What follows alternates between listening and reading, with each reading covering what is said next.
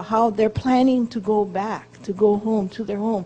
Of course they want to do that. And it's finally, it's just, in him telling that story, I remembered that, of course, yes, that's what's been happening. So I tell you what, how wonderful my relationship is with my friend Joanne. Usually I'm on the road and things happen in the house that need to be taken care of. So I don't have to do that anymore. I just call Joanne, and I tell you, there was a fellow who put in a new deck. I mean, redwood, it was so beautiful. Now I'm stepping on my deck, and redwood is the cleaning process. That's what the Indians use. So what the Indians used to do to redwood is they're mentally walking the tree, whoom, up they would go into the sky. They make that connection. So as I was walking on the deck, I mean, she was willing to clean, I was willing to clean. I got the right deck. I got a redwood deck. Yeah. And this guy was incredible. I got to meet his family, you know. He brought his family. His mother-in-law, so I got to do more cleaning. The funniest thing is, I call this group my B team, which means for us just B, because I am shocked that I'm even doing it. So you know, by cleaning, I mean, I used to be a tennis and golf coach, and all of a sudden I have this other career pop up, and I'm just doing this whole immigration thing, and I just find it hilarious that, why am I doing this? I have no clue. It's just, it's there, I'm working away, and he has, I feel so sorry for Ihaliakala, because somehow, I don't plan it, but every time we're even near his house, he's seeing all of the B team, their families, or whatever. It looks like a church service, and we didn't plan it. They're lined up outside his door. Have you ever been around people who only speak Spanish? They come really close to you. And I just crack up because he's so kind. He doesn't, you know, he's just like he was expecting them. And it was like... So anything else that you can ask me or my friend? Oh, cool.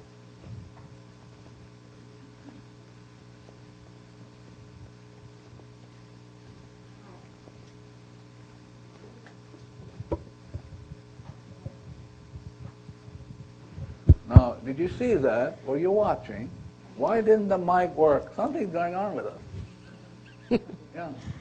You should be cleaning with these things. I tell you, otherwise you're going to miss a cleaning that maybe 3 or 4 generations now, that memory comes is going to hit somebody in your family. So you should be alert, always being alert. Yeah. Yeah. Did I understand you correctly when you compared yourself to the goalie in hockey, that you put up your own shields, or when you do this work? And can you just talk more about that, please? Yeah, like this hat I got on is a shield. I only wear it because it provides a shield, meaning that stuff's going to come up in the room for which I'm going to be responsible, and as the data comes up, the shield will go beep, and it'll be done.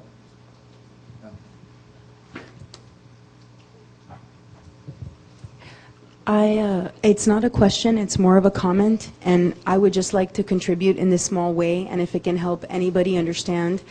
I know that a lot of... Hello.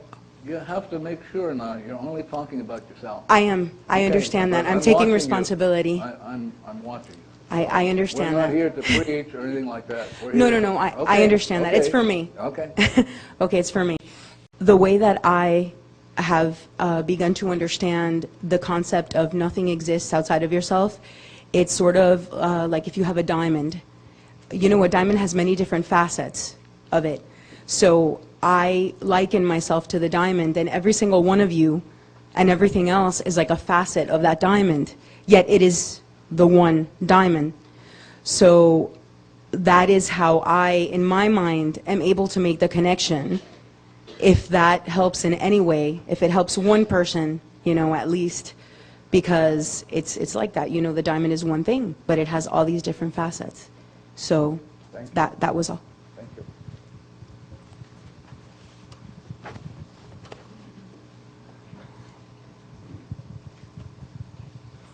I'm a little confused. Also, I come from a part of the country where we've taken bullshit to an art form, so I'll give you a lot to work with. And can you tell me one more time what part of the country that is?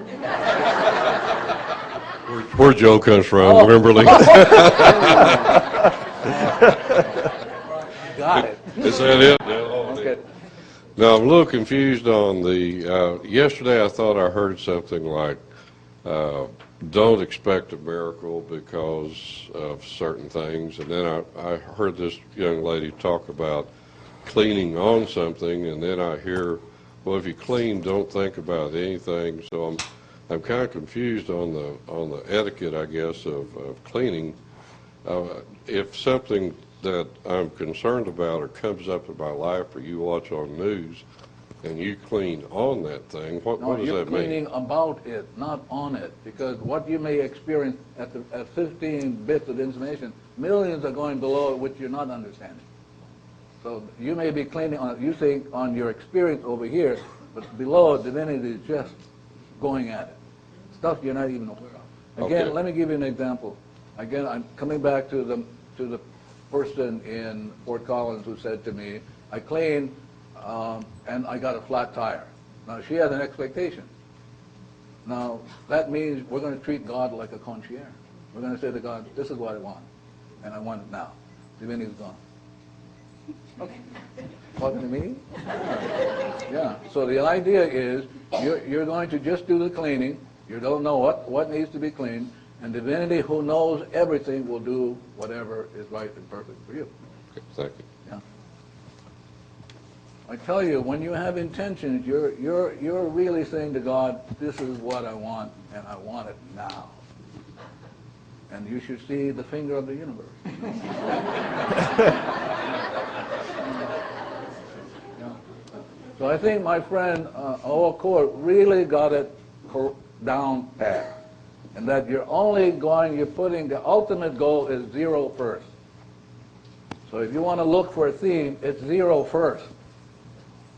Because at zero is the temple of the divine. When Jesus said, I am going to go and prepare a place for you. He's talking about the purity of heart. So here is the holy temple of your being, and in this holy temple you will find divinity will show up. And that's what you're going for. Or you can stay and not clean, stay stuck in chaos. So now you have a choice. But this is you experience the divinity, or you experience the data. And it requires a lot of believing. Thank you. I've been pondering a lot about this and learning so much this go round.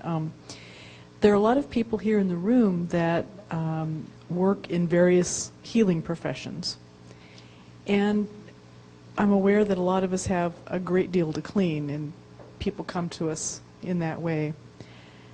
How can we be responsible and clear that we're not adding to more of the chaos? Because we are in our profession, we might treat something supposedly that we have been schooled to understand in a certain kind of way.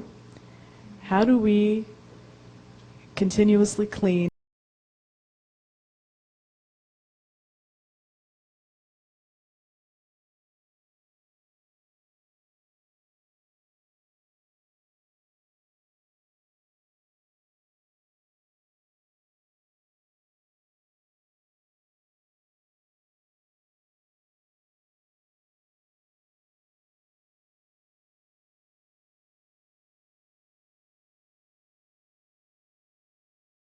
Give us a break.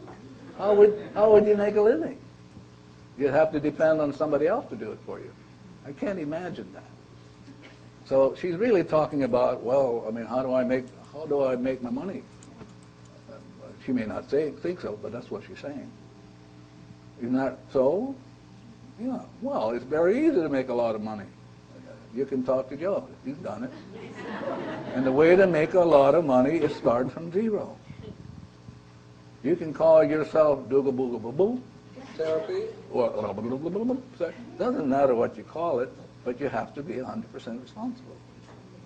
So if you have if you have a therapy called whoop whoop like that, then you make sure that before that person shows up, you have done your cleaning. Not only with that person, the person's family, relatives, and ancestors. The person has an address. You got to clean with the address. That person.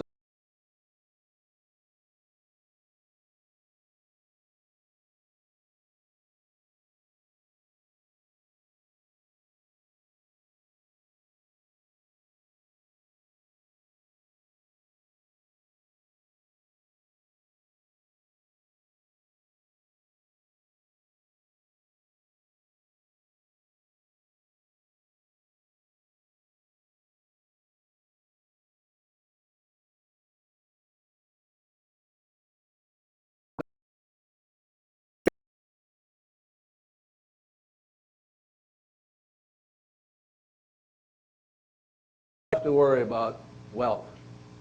You will have peace beyond all understanding. Peace beyond all. And that's the greatest wealth in the world. And everything else. Jesus said, seek ye first the kingdom, and all else will be added. Called inspiration.